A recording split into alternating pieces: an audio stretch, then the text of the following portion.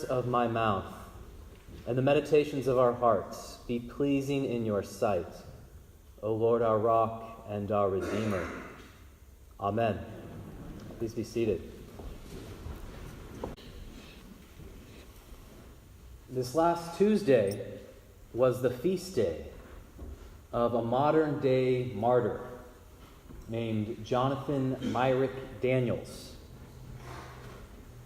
And throughout this week, I've been reflecting on the life and death and witness of this young martyr. On Tuesday morning, some of the associates of the community of the Transfiguration gathered at Ann Pearson's beautiful home to celebrate Eucharist and to observe this martyr's feast. Then later that Tuesday evening, several of us gathered for candlelit Compline in the chapel, as we do every Tuesday night at 7 p.m. You are all always invited.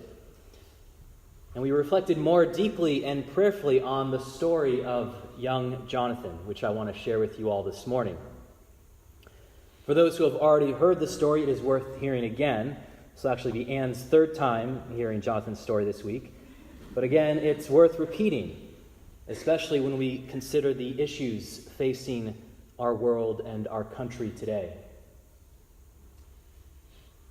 As Paul says, these days are evil. Jonathan Daniels was an Episcopalian who graduated from Virginia Military Institute and then studied English literature at Harvard University. That's where he got his master's. Then he felt called to pursue the priesthood. And in his second year as a seminarian at the Episcopal Divinity School in Cambridge, Massachusetts, he felt called to travel down to Alabama to become more actively involved in the civil rights movement, after hearing Dr. Martin Luther King Jr. invite all people, especially clergy, to help him secure voting rights for African Americans. And in Alabama, Jonathan befriended several black families with whom he lived, and he got to know the inside of a prison cell quite well after being arrested for his efforts as an activist. On one occasion, after being released from prison in Hayneville, Alabama, Jonathan Daniels and his friends, a Catholic priest and two African-American girls, Joyce Bailey and Ruby Sales, walked towards Varner's cash store to purchase a soda after several days in a hot Alabama jail cell. On the steps of the store, they were confronted by an unemployed highway worker named Tom Coleman, who yelled obscenities at them and then aimed a shotgun at 17-year-old Ruby Sales and then pulled the trigger. Jonathan pushed Ruby Sales out of the line of fire and took the shotgun bullet, which killed him instantly. He was 26 years old. And Tom Coleman was later acquitted on a plea of self-defense by an all-white jury. And Jonathan Daniels has been rightly recognized as a hero and martyr in the Episcopal Church's calendar of saints, which honors him on August 14th, the day he was arrested. He was actually killed on August 20th, so 53 years ago tomorrow. He would have been 79 years old today. Martin Luther King Jr. said, "One of the most heroic Christian deeds of which I have heard in my entire ministry was performed by Jonathan Daniels." The encounter between Jonathan Daniels and Tom Coleman challenges me to consider what I would do in that situation. Would I run away in fear? Would I let my friend get shot? Would I attack Coleman? And if I would attack Coleman, I also have to ask myself, would I or could I be Coleman in that situation, wielding the shotgun in fear?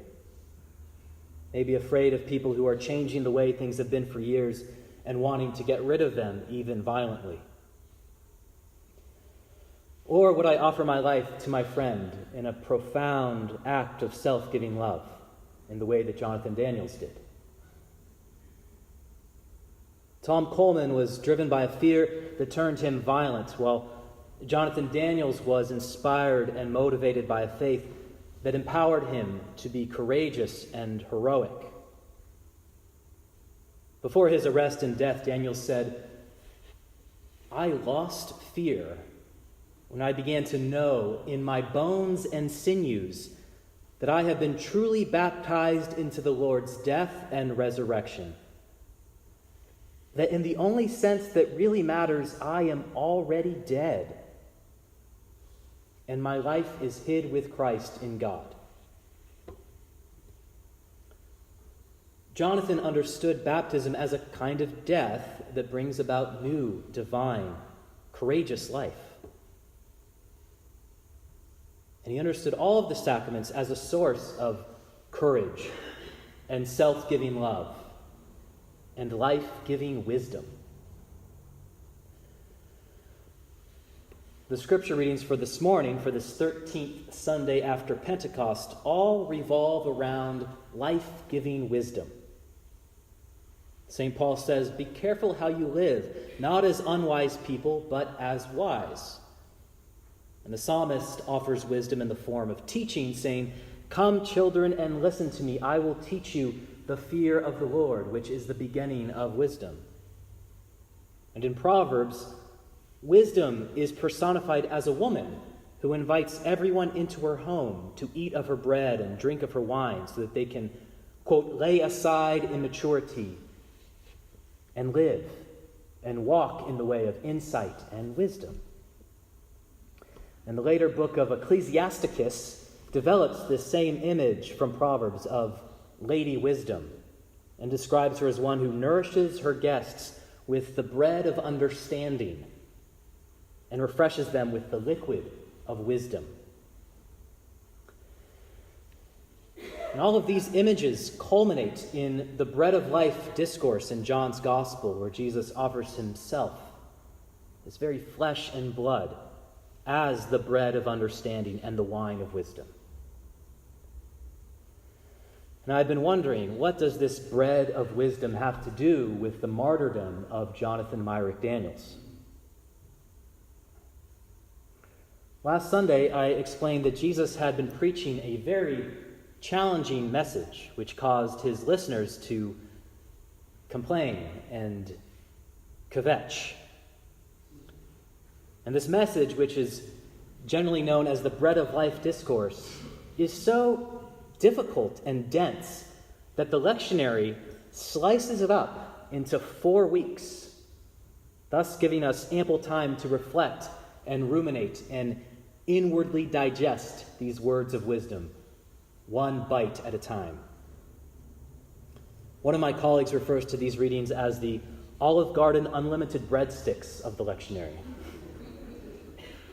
I prefer to think of these readings as a multi-course meal that is meant to be enjoyed and digested very slowly and mindfully.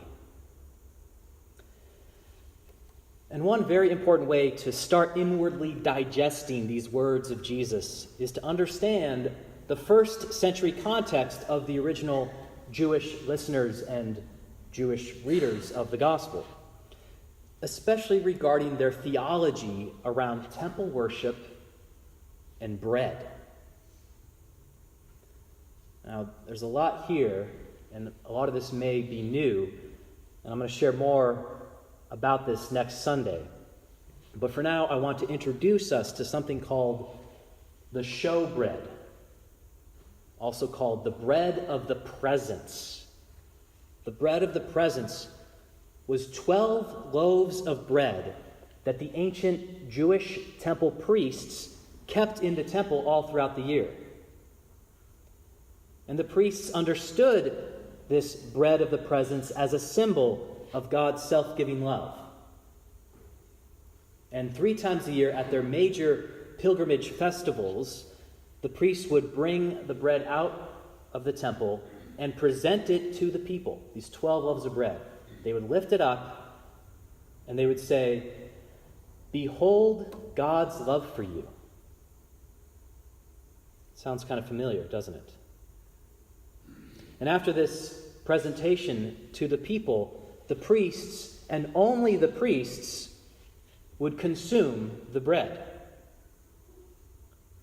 And this bread was understood to nourish them spiritually and to impart high priestly wisdom, and then to strengthen them to be God's self-giving love in the world, so that they themselves could be symbols of God's love, just as the bread is a symbol of God's loving presence. So when Jesus offers himself as the bread of life in the Gospel of John, he is simultaneously embodying and equating himself with the self-giving love of God, as well as the bread of the presence, which nourishes and strengthens his priests to embody the self-giving love of God in the world.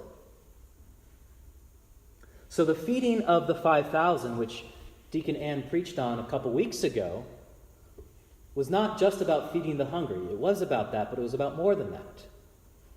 Jesus was feeding the 5,000 with the new bread of the presence, which was bread reserved only for the high priests. The feeding of the 5,000 was about extending the high priesthood and the high priestly wisdom beyond the temple and empowering thousands of people to be high priests and to embody the self-giving love of God in the world. And this is partly why the listeners got upset and started complaining and kvetching, because Jesus was challenging the exclusivity of the priesthood. Baptism initiates all of us into the priesthood, while the Eucharist nurtures and empowers us to continue and grow in our priestly ministry. Now, obviously, ordained clergy, like Father David and Deacons Pam and Ann and myself, fulfill specific and important liturgical and administrative roles as priests and deacons. But Jesus was about empowering all of his followers to be the self-giving high priests. And Jonathan Myrick Daniels understood this in his bones and sinews. He didn't just understand it in his head. He understood that the sacraments of baptism and Eucharist empowered him with the high priestly wisdom of self-giving love.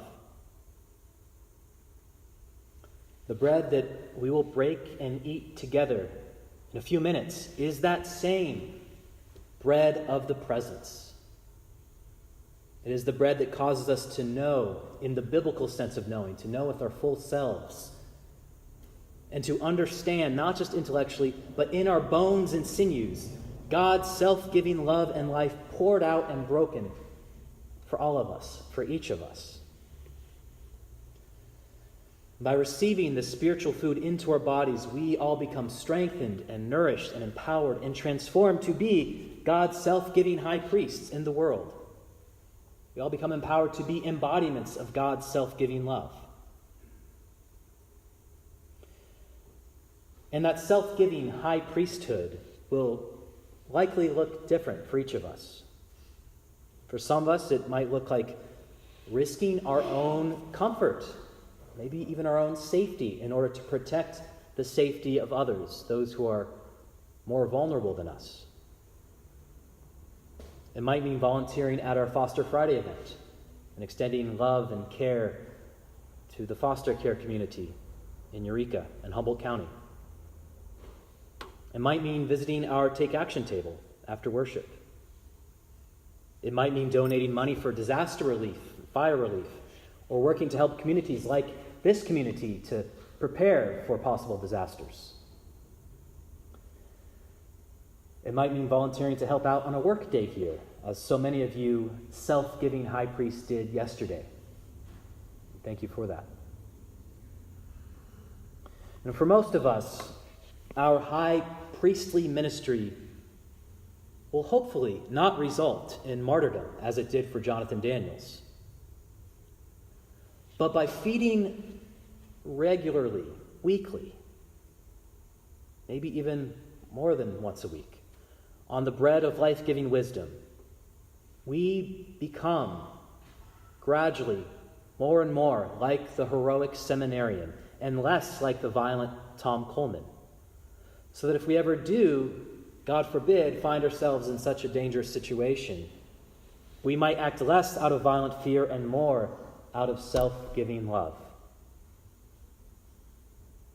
By feeding on this bread of wisdom, we allow God's life and love to transform us so that we might be willing to perfectly fulfill our baptismal vocation, even if that means martyrdom. The Bread of Life discourse gives us the opportunity to start peeling away and peering at all the rich layers of theological meaning associated with the mystery of this altar, the mystery of the Eucharist. The sacrament which we will experience this morning calls us all to share our gifts, to share whatever we have with the wider community, to work towards the healing of the whole world, to continue drawing near to the one who hears our complaints and our kvetching and responds generously to us. And the sacrament also calls us to be like Jonathan Myrick Daniels, to be like the self-giving high priests who embody God's love in the world through the nourishing, transforming, and enlightening power of the Lechem Shol Chokmah, the bread of wisdom. And this is only scratching the surface of what we do and what God does to us whenever we celebrate the Eucharist. It is a profound mystery that takes place that we all participate in. In the end, the bread of wisdom reveals the limits of our understanding and moves us to a place of profound unity with each other, a place of silence and awe, where we are, in the words of Jonathan Daniels, held together with the invisible communion of saints by our loving God, in whom we are indelibly and unspeakably one.